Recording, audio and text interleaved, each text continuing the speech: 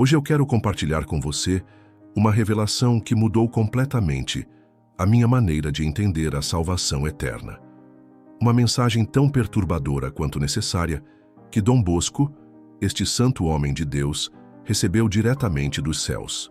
Você já se perguntou por que algumas pessoas que pareciam virtuosas, que iam à missa todos os domingos, que eram generosas com os pobres e respeitadas por todos, acabaram se afastando de Deus? Talvez você tenha um familiar assim, ou talvez você mesmo esteja caminhando por essa vereda sem se dar conta. Dom Bosco teve uma visão que poucos conhecem. Uma visão que ele hesitou em compartilhar devido ao seu conteúdo alarmante, mas que, por obediência ao Senhor, finalmente revelou aos seus seguidores mais próximos. Nesta visão, o santo italiano foi conduzido por um guia celestial através de um caminho que descia profundamente. Quanto mais desciam, mais quente e sufocante o ar se tornava.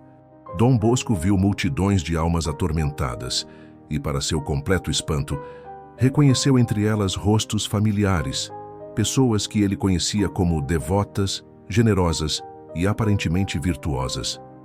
Como pode ser? Perguntou ele ao seu guia, com o coração oprimido.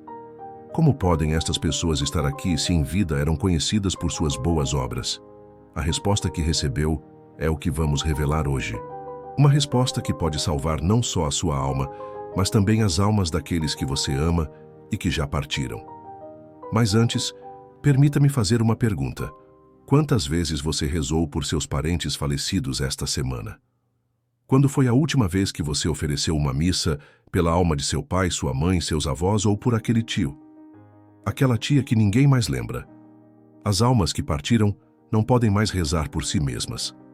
Elas dependem inteiramente de nós.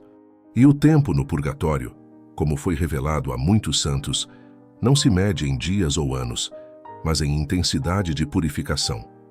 O que Dom Bosco viu naquela visão perturbadora foi algo que mudou para sempre a forma como ele compreendia a misericórdia divina e a justiça eterna. Algo que ele imediatamente começou a ensinar a seus jovens alunos para que nunca caíssem nesta armadilha terrível. As palavras que o santo ouviu de seu guia angelical foram estas: estas almas não estão aqui porque não fizeram o bem. Elas estão aqui porque... Vou revelar esta resposta em instantes, mas antes quero que você entenda. Esta mensagem não é para causar desespero, mas para despertar em você um amor mais profundo por Deus e por seus entes queridos que já partiram. O motivo é tão surpreendente que, quando Dom Bosco o revelou, muitos de seus ouvintes caíram de joelhos, implorando pela misericórdia divina, não só para si mesmos, mas para as almas esquecidas de seus antepassados. São João Bosco, este santo, cuja vida foi dedicada especialmente aos jovens e aos mais necessitados, não recebeu apenas uma, mas várias visões sobre o destino das almas. Como sacerdote que confessava diariamente dezenas de fiéis, ele compreendia profundamente a fragilidade humana e a grandeza da misericórdia divina. Numa noite de 1868, após um dia exaustivo de trabalho pastoral, Dom Bosco adormeceu e foi levado em espírito por seu guia celestial. Este guia, que muitos acreditam ter sido São Francisco de Sales, o conduziu primeiro por um caminho luminoso, onde viu almas resplandecentes de felicidade. Estas eram as almas dos salvos, que desfrutavam da visão beatífica. São estas as almas que seguiram os mandamentos e viveram na graça de Deus? Perguntou Dom Bosco. Sim, respondeu o guia, mas observe atentamente o que todas elas têm em comum. Dom Bosco olhou mais profundamente e percebeu que todas aquelas almas traziam em seus semblantes uma expressão de profunda gratidão, não só pela sua própria salvação, mas por algo mais. Elas são gratas pelas orações dos vivos, explicou o guia. Cada uma destas almas foi ajudada por alguém na terra que não as esqueceu, que ofereceu sacrifícios, missas e orações pela sua purificação. Mas então o guia conduziu Dom Bosco por outro caminho, descendo a regiões cada vez mais sombrias. Ali, o santo viu almas em diversos estados de purificação no purgatório. Algumas pareciam próximas de sua libertação, enquanto outras sofriam intensamente, como se estivessem imersas em chamas purificadoras. "Estas almas estão aqui há quanto tempo?" perguntou Dom Bosco, comovido com o sofrimento que presenciava. "Algumas estão aqui há décadas, outras há séculos", respondeu o guia. "E o que determina o tempo de sua purificação não é apenas a gravidade de seus pecados em vida, mas também outro fator crucial." "Qual?" perguntou o santo intrigado. "As orações dos vivos por elas. Observe aquela alma ali, no canto mais distante." Dom Bosco olhou e viu uma alma que parecia especialmente atormentada, distante das demais. Esta alma foi uma pessoa virtuosa em muitos aspectos. Era generosa com os pobres, frequentava os sacramentos, nunca matou ou roubou, mas está aqui há mais de 100 anos. "Por quê?" questionou Dom Bosco, cada vez mais confuso. "Porque ninguém reza por ela. Foi esquecida por seus descendentes. Não há missas oferecidas em seu nome. Não há orações, não há sacrifícios. E sem estes sufrágios, sua purificação progride muito lentamente." Esta revelação feriu profundamente o coração compassivo de Dom Bosco. Ele compreendeu então que muitas almas permanecem no purgatório, não porque seus pecados foram tão graves, mas porque foram esquecidas pelos vivos. "Senhor, tem misericórdia das almas esquecidas", rezou ele instantaneamente. O guia sorriu e disse: "Esta tua oração acaba de aliviar o sofrimento daquela alma. Olha." E Dom Bosco viu um leve resplendor envolver a alma solitária, trazendo-lhe um momento de alívio. Mas a visão não terminou ali. O guia levou Dom Bosco ainda mais profundamente até as regiões infernais. O santo tremeu diante do que viu. Almas em desespero total, sem qualquer esperança de alívio ou redenção. E foi ali, para seu completo espanto, que Dom Bosco reconheceu rostos familiares. Pessoas que em vida pareciam exemplares em muitos aspectos. Pessoas que frequentavam a igreja, que ajudavam os necessitados, que viviam vidas aparentemente dignas. "Como pode ser?" perguntou ele com lágrimas nos olhos. "Como podem estas pessoas estar aqui, se em vida praticavam tantas boas obras?" O guia o olhou com gravidade e respondeu: "Olhe mais atentamente para estas almas. O que você vê em seus olhares?" Dom Bosco observou e percebeu algo terrível. Em meio ao seu tormento, estas almas olhavam com especial angústia para o alto, como se buscassem algo ou alguém que nunca viria. "Elas olham para cima buscando aqueles que deixaram na terra", explicou o guia. "Buscam orações que nunca chegam. Em vida, estas pessoas conheciam a importância de rezar pelos mortos, mas negligenciaram este dever sagrado. Não rezaram por seus antepassados, nem ofereceram missas por eles. Não fizeram sacrifícios pelas almas do purgatório. E por esta negligência estão condenadas?" perguntou Dom Bosco, horrorizado. "Não só por isso", respondeu o guia, "mas este foi o começo de sua queda. Ao negligenciar as almas dos mortos, gradualmente endureceram seus corações. A falta de caridade para com os defuntos depois se estendeu à falta de caridade para com os vivos. Exteriormente continuavam praticando boas obras, mas seus corações se tornaram frios, orgulhosos, autocentrados.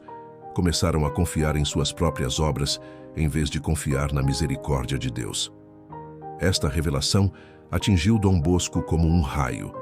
Ele compreendeu então que a oração pelos mortos não é apenas um ato de caridade para com eles, mas também um exercício de humildade e amor que preserva nossas próprias almas. "A oração pelos mortos", continuou o guia, "é um dos atos mais desinteressados que um cristão pode realizar. Ao rezar por alguém que já não pode fazer nada por você, que não pode retribuir seu favor, que talvez até tenha lhe causado dor em vida, você está imitando o amor gratuito de Cristo." Dom Bosco viu então que muitas daquelas almas condenadas haviam sido pessoas que viviam para receber reconhecimento, que faziam o bem esperando recompensa ou admiração. Suas boas obras eram contaminadas pelo orgulho e pela autossuficiência. A falta de oração pelos mortos havia sido apenas um sintoma de um problema mais profundo, a incapacidade de amar verdadeiramente de forma gratuita e desinteressada, como Cristo nos amou. "Que a luz perpétua os ilumine, Senhor", rezou Dom Bosco, pensando em todas as almas esquecidas no purgatório. E então, seu guia lhe mostrou algo maravilhoso. Cada vez que um vivo reza por um morto, um raio de luz celestial penetra até as profundezas do purgatório, trazendo alívio e esperança àquelas almas. A oração alcança onde os olhos não veem, disse o guia. Mesmo que você nunca tenha conhecido seus antepassados mais distantes, sua oração por eles tem poder para aliviá-los e libertá-los. Dom Bosco compreendeu então por que a Igreja sempre insistiu tanto na oração pelos defuntos. Não se tratava apenas de uma tradição piedosa, mas de uma necessidade espiritual urgente, tanto para os mortos quanto para os vivos. Ao retornar desta visão, o santo italiano imediatamente instituiu em seu oratório a prática diária de orações pelas almas do purgatório. Ensinou a seus jovens que a verdadeira caridade se estende para além deste mundo, alcançando aqueles que não podem mais ajudar a si mesmos. Mesmo que ele tenha te ferido, sua oração o liberta e te liberta a ti também. Dizia frequentemente Dom Bosco aos jovens que guardavam rancores de parentes falecidos. E assim, dia após dia, o santo foi construindo uma rede de orações que, como ele mesmo dizia, atravessa o véu entre este mundo e o outro, levando consolo às almas que esperam e purificando nossos próprios corações. Esta compreensão transformou profundamente o ministério de Dom Bosco. Ele percebeu que, ao ensinar os jovens a rezar pelos mortos, estava também lhes ensinando a desenvolver um amor genuíno e desinteressado, protegendo-os assim daquela terrível armadilha que havia visto no inferno, a de praticar boas obras sem verdadeiro amor. Chegamos agora ao momento crucial desta história, ao ponto que fez Dom Bosco tremer e que mudou para sempre sua pregação. A revelação impactante sobre por que pessoas boas terminam no inferno. O guia angelical apontou para um grupo específico de almas condenadas e disse a Dom Bosco palavras que ele nunca esqueceria. Estas almas não estão aqui porque não fizeram o bem. Estão aqui porque fizeram o bem pelos motivos errados. Esta é a revelação chocante. Não basta fazer boas obras, o que importa é a intenção do coração.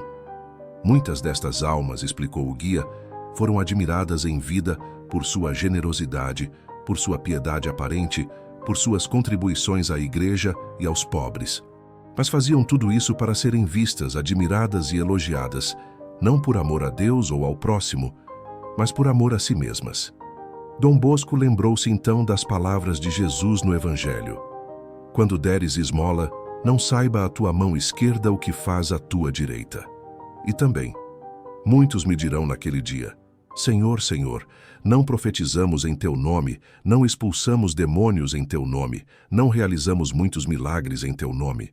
Então lhes direi claramente, nunca vos conheci. Afastai-vos de mim, vós que praticais a iniquidade. O guia confirmou. Estas foram pessoas que usaram a religião e as boas obras como máscaras para esconder seus corações orgulhosos e autocentrados.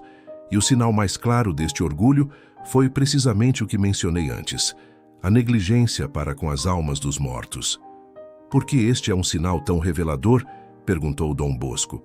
Porque ao rezar pelos mortos, respondeu o guia, não há gratificação imediata, não há aplausos, não há reconhecimento social, não há retribuição visível. É um ato de puro amor, desinteressado e gratuito. Aqueles que negligenciam esta prática frequentemente revelam que só praticam boas ações, quando há alguma recompensa, seja ela material ou simplesmente o reconhecimento alheio. Esta revelação é profundamente perturbadora.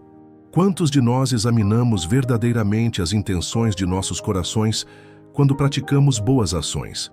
Quantos de nós nos lembramos diariamente daqueles que já partiram, oferecendo por eles nossas orações e sacrifícios? Deus recebe hoje esta oração como oferenda de amor. Deveria ser nosso clamor diário pelos que já partiram. Dom Bosco percebeu então outro detalhe crucial. Todas aquelas almas condenadas, que em vida pareciam virtuosas, compartilhavam outra característica em comum.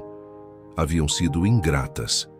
A ingratidão, explicou o guia, é frequentemente a raiz do orgulho. Estas pessoas não reconheciam que tudo o que tinham, inclusive a capacidade de fazer boas obras, era dom de Deus. Acreditavam que seus méritos eram fruto exclusivo de seus próprios esforços, e é aqui que chegamos ao ponto mais impactante da revelação de Dom Bosco. As pessoas boas vão para o inferno quando confiam em sua própria bondade, em vez de confiar na misericórdia de Deus. O fariseu que rezava: "Graças te dou, Senhor, porque não sou como os outros homens", foi condenado, enquanto o publicano que suplicava: "Tem misericórdia de mim, pecador", foi justificado. E como se manifesta esta confiança em si mesmo, este orgulho sutil que pode condenar até mesmo pessoas aparentemente virtuosas? Através da negligência para com as almas do purgatório. Porque quem verdadeiramente compreende a própria fragilidade, quem verdadeiramente confia na misericórdia divina e não em seus próprios méritos, naturalmente se preocupa com aqueles que já partiram. Sabe que um dia estará na mesma condição, dependendo das orações dos vivos.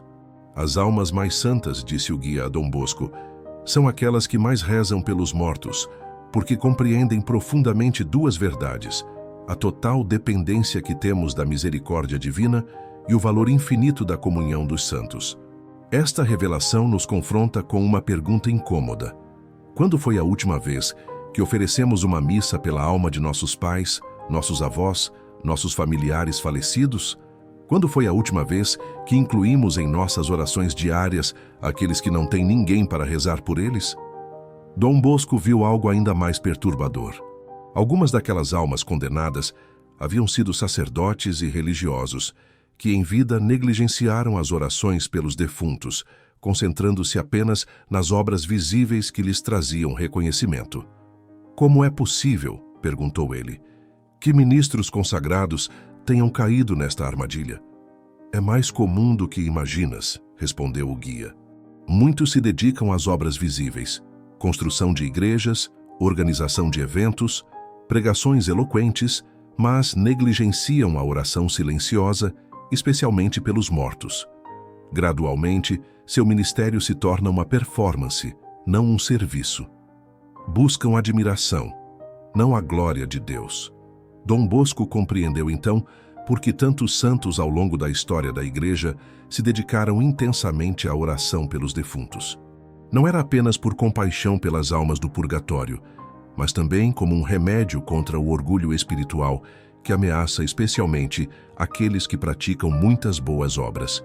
Santa Mônica, em seu leito de morte, fez apenas um pedido a seu filho, Santo Agostinho: "Lembrem-se de mim no altar do Senhor."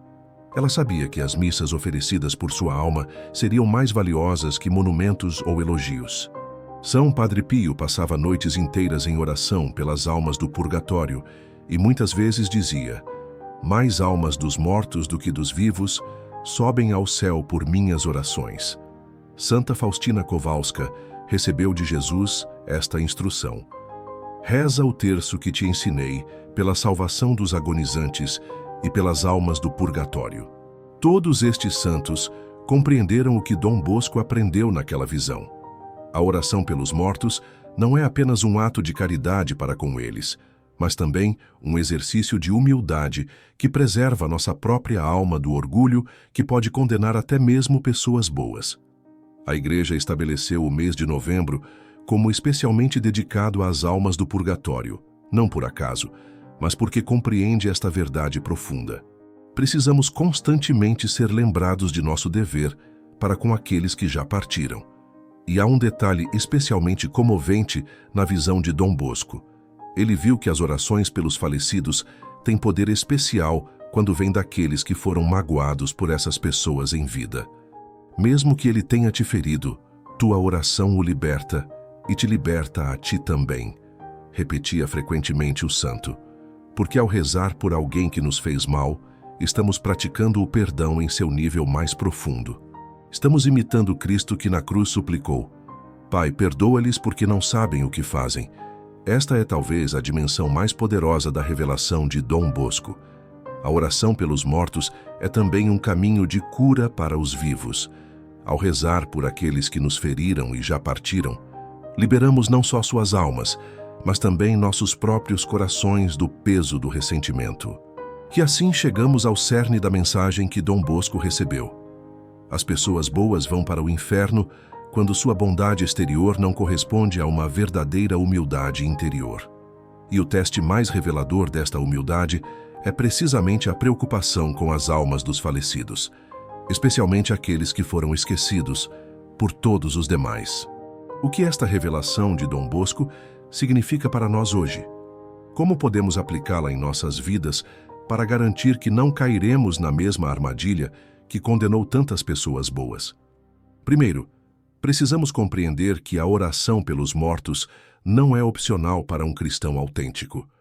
É uma obrigação de caridade, uma manifestação concreta de nossa fé na comunhão dos santos e na vida eterna. O Catecismo da Igreja Católica afirma claramente: nossa oração por eles pode não somente ajudá-los, mas também tornar eficaz sua intercessão em nosso favor. CIC 958. Há uma reciprocidade maravilhosa nesta relação. Ao rezar pelas almas do purgatório, não só as ajudamos, mas também abrimos canais para receber suas orações por nós. Santo Tomás de Aquino ensina que as almas do purgatório não podem rezar por si mesmas, mas podem interceder pelos vivos. Que pensamento consolador! Aquele avô, aquela avó por quem você reza hoje, pode estar neste mesmo momento intercedendo por você diante de Deus. Dom Bosco, após sua visão, instituiu em seu oratório uma prática que podemos adotar em nossas famílias: a quarentena pelos falecidos. Durante 40 dias consecutivos após a morte de alguém, ele mobilizava todos os jovens para oferecer comunhões, rosários e pequenos sacrifícios pela alma do falecido. Mas não devemos limitar nossas orações apenas aos recém-falecidos. Dom Bosco insistia na importância de rezar também por aqueles que morreram há muito tempo e foram esquecidos por todos. Uma prática concreta que podemos adotar é a de visitar cemitérios não só no dia de finados, mas regularmente ao longo do ano, rezando especialmente nas sepulturas abandonadas por aqueles que já não têm ninguém para lembrá-los. Senhor, tem misericórdia das almas esquecidas. Pode ser uma breve oração que incluímos em nosso dia a dia, talvez ao passar por um cemitério ou ao ouvir o sino da igreja tocar. Outra prática poderosa é a de mandar celebrar missas pelo aniversário de falecimento de nossos entes queridos.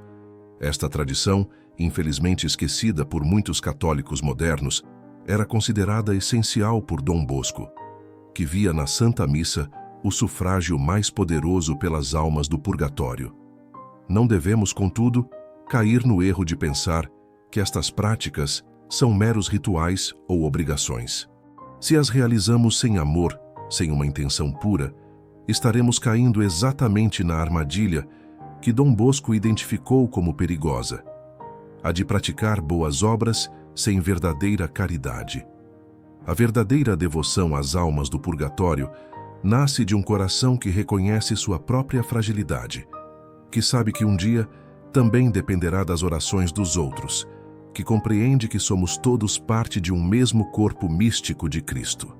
Dom Bosco ensinou que podemos ajudar as almas do purgatório não só através de orações e missas, mas também através de pequenos sacrifícios cotidianos oferecidos por elas. Um jejum, uma renúncia a algo que nos dá prazer, um ato de paciência em uma situação difícil. Ofereço este sacrifício pela alma de meu pai. Pode ser uma oração simples que transforma um momento de dificuldade em um ato de amor que atravessa as fronteiras entre este mundo e o outro. E a outra dimensão crucial desta devoção que Dom Bosco enfatizava: a importância de incluir em nossas orações não só nossos próprios familiares, mas todas as almas do purgatório, especialmente as mais esquecidas. Esta universalidade da caridade é um antídoto poderoso contra o egoísmo, que pode contaminar até nossas práticas religiosas. Ao rezar por desconhecidos, por pessoas que nunca poderão nos retribuir, estamos verdadeiramente imitando o amor gratuito de Cristo. E quanto àqueles que nos fizeram mal e já partiram, Dom Bosco insistia que nossas orações por eles têm um valor especial, tanto para sua purificação como para nossa própria cura interior. A oração alcança onde os olhos não veem, dizia o santo. Quando você reza por alguém que lhe causou dor, está permitindo que a graça de Deus cure não só a alma dele, mas também seu próprio coração. Muitos de nós carregamos feridas causadas por pessoas que já faleceram, um pai ausente, uma mãe severa demais, um cônjuge infiel, um irmão invejoso. A tentação é guardar esse ressentimento, alimentá-lo como uma justificativa para a nossa própria amargura. Mas Dom Bosco nos ensina um caminho melhor: transformar essa dor em oração. Pai Celestial, peço-te que tenhas misericórdia da alma de Nome, que tanto me feriu. Liberta-o do purgatório e liberta-me também do peso deste ressentimento. Esta oração tem poder não só para ajudar o falecido, mas também para nos libertar do ciclo destrutivo do ressentimento. É uma aplicação prática do mandamento de Jesus de amar nossos inimigos e rezar por aqueles que nos perseguem. E há ainda outra dimensão desta devoção que Dom Bosco enfatizava: sua capacidade de nos despertar para a realidade de nossa própria mortalidade e a consequente necessidade de viver em estado de graça. Quem reza pelos mortos, dizia ele, raramente vive em pecado mortal, porque esta prática nos mantém constantemente conscientes da realidade do juízo divino e da necessidade de estar sempre preparados para nosso próprio encontro com Deus. Esta consciência não deve nos levar ao medo paralisante, mas a uma vigilância saudável e a uma confiança ainda maior na misericórdia divina. Dom Bosco sempre enfatizava que Deus é, acima de tudo, um Pai amoroso, que deseja nossa salvação muito mais do que nós mesmos a desejamos. E aqui chegamos a uma consequência prática importantíssima da revelação de Dom Bosco: a necessidade de examinar as intenções de nossos corações em tudo o que fazemos, especialmente em nossas práticas religiosas. Por que vou à missa aos domingos? Por que ajudo os necessitados? Por que participo das atividades da paróquia? É por amor genuíno a Deus e ao próximo? Ou é para ser visto e elogiado? É por uma compreensão verdadeira de minha dependência da graça divina? Ou é por uma confiança orgulhosa em meus próprios méritos? Este exame de consciência não deve nos levar ao desespero ou ao escrúpulo excessivo, mas a uma purificação constante de nossas intenções. Como dizia Santo Agostinho, ama e faz o que quiseres. Quando o amor a Deus e ao próximo é verdadeiramente a motivação de nossas ações, não há perigo de que caiamos na armadilha do orgulho espiritual. E, finalmente, a revelação de Dom Bosco nos chama a uma renovação de nosso compromisso com a doutrina do purgatório, tão frequentemente mal compreendida ou mesmo rejeitada nos dias de hoje. O purgatório não é uma invenção medieval ou uma doutrina obsoleta, como alguns alegam. É uma expressão maravilhosa da misericórdia e da justiça divinas, que oferece purificação àqueles que morreram em amizade com Deus, mas ainda não estão completamente purificados para entrar na visão beatífica. Como ensina o Catecismo, os que morrem na graça e na amizade de Deus, mas não de todo purificados, embora seguros de sua salvação eterna, sofrem depois da morte uma purificação, a fim de obter a santidade necessária para entrar na alegria do céu. C.I.C. 1030. Esta doutrina deve nos consolar, não nos alarmar. É um testemunho da seriedade com que Deus leva nossa santificação e da oportunidade que nos dá, mesmo após a morte, de sermos purificados de tudo o que não é amor. E é também um lembrete do poder extraordinário que temos como membros da Igreja militante de ajudar aqueles que já partiram. Nossas orações, nossas missas, nossos sacrifícios podem literalmente abreviar o sofrimento das almas do purgatório e apressar sua entrada no céu. Que responsabilidade maravilhosa! Que oportunidade extraordinária de exercer a caridade para além das fronteiras da morte. A revelação de Dom Bosco sobre por que pessoas boas vão para o inferno nos convida, assim, a uma renovação profunda de nossa vida espiritual, uma purificação constante de nossas intenções, um compromisso mais firme com a oração pelos falecidos e uma confiança mais profunda na misericórdia divina, não em nossas próprias obras. Quando rezamos por nossos entes queridos falecidos, estamos afirmando nossa crença na vida eterna e na comunhão dos santos. Estamos reconhecendo que o vínculo de amor que nos une não é rompido pela morte, mas transformado. Deus recebe hoje esta oração como oferenda de amor, podemos dizer, oferecendo nosso rosário diário, nossa missa dominical, nosso sacrifício cotidiano pela alma de um pai, uma mãe, um avô, uma avó, um filho que partiu prematuramente. E podemos ter a certeza de que esta oração nunca é desperdiçada. Como ensinou o Papa São João Paulo II, a oração pelos mortos é a maior expressão de nossa fé na ressurreição e na vida eterna. Que a luz perpétua os ilumine, Senhor, e que as almas dos fiéis defuntos, pela misericórdia de Deus, descansem em paz. Amém. Se este vídeo tocou seu coração, compartilhe-o com alguém que possa estar sofrendo pela perda de um ente querido.